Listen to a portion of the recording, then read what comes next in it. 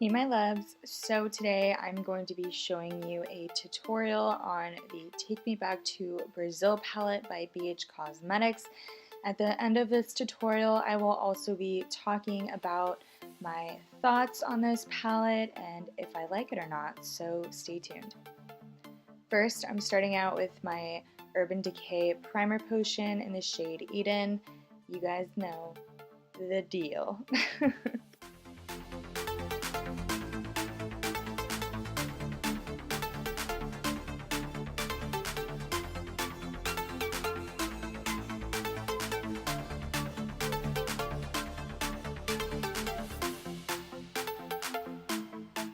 So after all that is blended, I'm just taking this white matte shade from the BH Cosmetics palette and I am just going to be putting that on my eyelid, but mostly just focusing it in my crease and my brow bone area.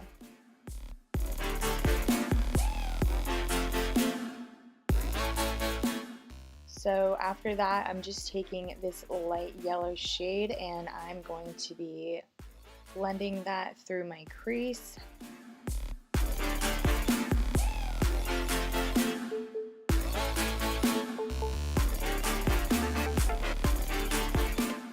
Next, I'm going to be dipping into that golden yellow shade that was right next to the first shade that we used, and again, I am just blending that through my crease and kind of waving it out at the end because we are going to be doing a cut crease. So to cut out the crease, I'm just using the Kat Von D Lock-It Concealer in the shade Whiteout. As you can see, it's like really white and pigmented, and I'm not sure how much I like to use this product to cut out my crease just because it dries really fast, so it's kind of hard to work with like if you mess up. So right here a little bit smudged on my crease and it was like impossible to fix, so it was just kind of frustrating to work with, but I think I will still be using this concealer for other eyeshadow looks, just not this type of cut crease.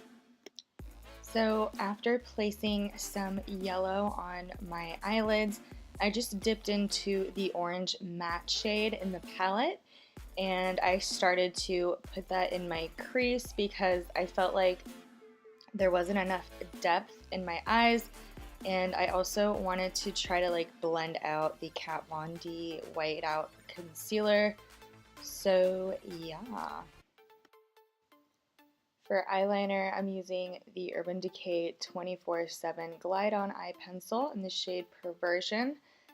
This has been a really good eye pencil for me lately, but to be honest, I feel like it does kind of smudge and it does like come off if your eyes get teary or anything. So I don't know about that 24/7, but it does stay on for a long time. I just feel like it's not as long lasting as the packaging says it is. Moving on. Next, I'm using the NYX Matte Liquid Liner to do a massive wing. I think you guys know that I love to go full drama with my black wings because drama is everything when it comes to makeup, in my opinion.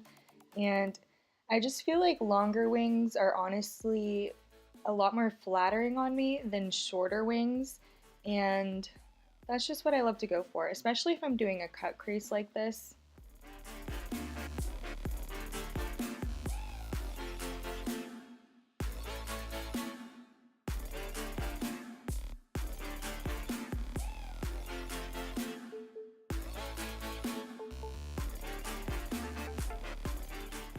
For mascara, I'm using the Too Faced Better Than Sex Waterproof Mascara.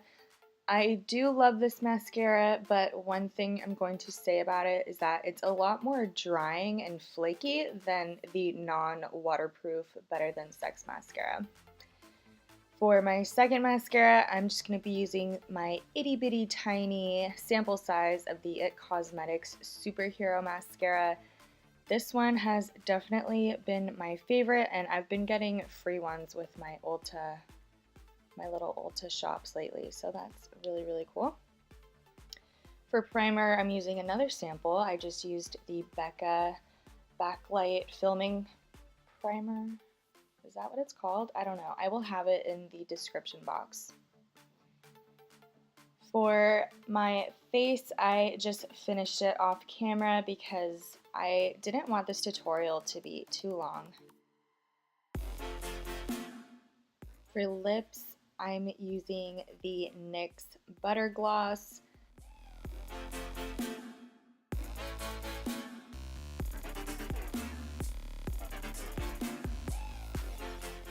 So I have a question for you guys. Do you guys remember my Tarte Ready Set Radiant Spray that I was using?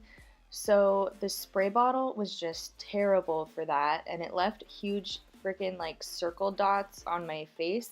So I literally poured the rest in my Mario Badescu Rose Water Spray. So now it smells like roses and watermelon, and it's just a lovely, lovely mix. I started with this white shade right here.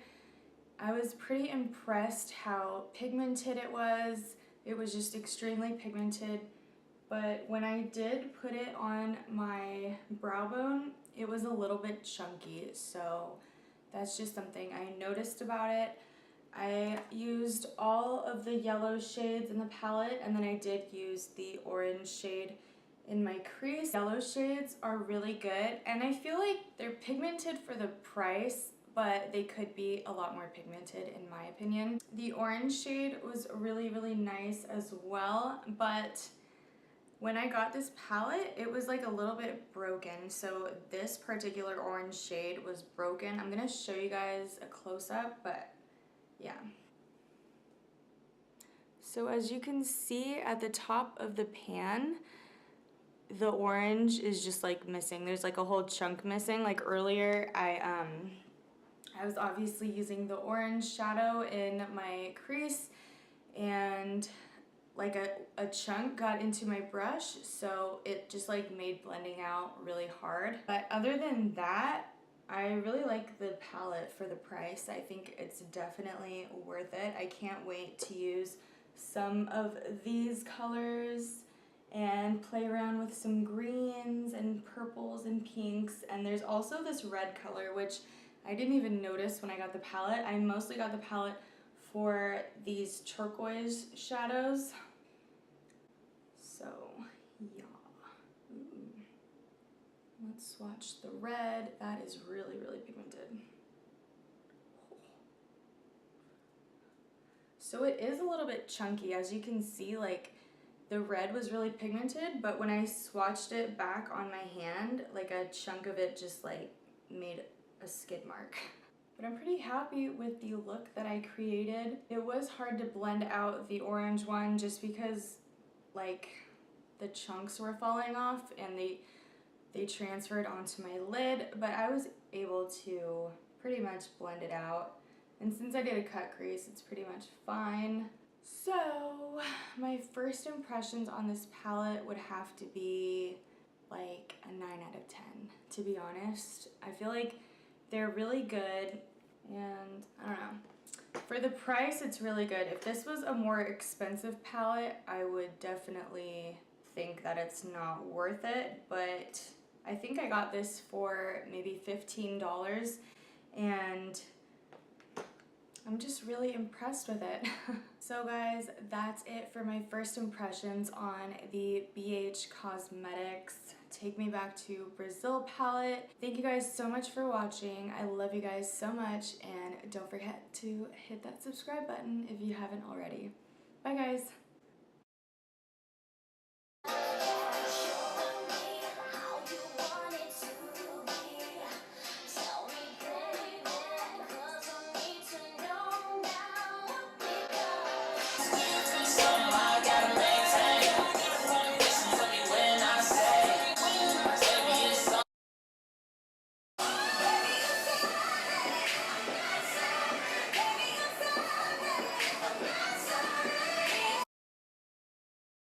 Losing